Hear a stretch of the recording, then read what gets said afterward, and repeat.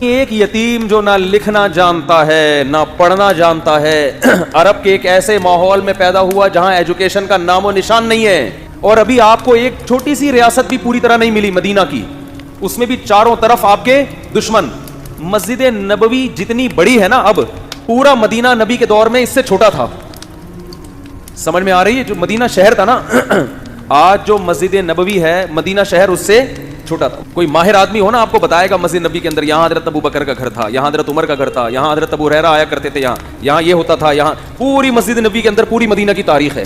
اتنی چھوٹی سی جگہ، بہت کمزور معمولی سی ریاست جو اپنے پاؤں پہ ابھی کھڑی بھی نہیں ہو پا رہی، سنبھل بھی نہیں پا رہے، اور خطوط لکھے جا رہے ہیں ہرقل کو۔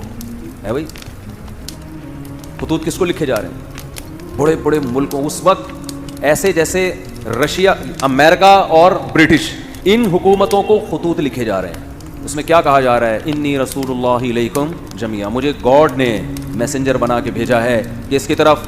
آپ کہتے ہیں جب اللہ کو اللہ کہا جائے گا تو گاڈ کیوں کہہ رہے ہو پھر بار بار؟ گاڈ اس لیے کیونکہ یہ لفظ گوروں کے لیے بھی ایکسیپٹیبل ہے نا۔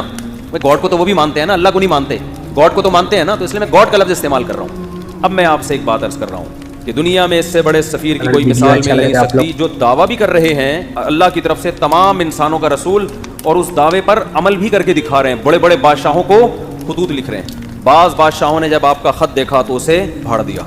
آپ نے فرمایا اللہ اس کے اسی طرح ٹکڑے کرے گا جس طرح اس نے میرے خط کو پھاڑا ہے۔ آپ کہہ سکتے ہیں بھائی کسی کے خط کو پھاڑنے پر اتنی بڑی بد دعا کیسے دی جا سکتی ہے؟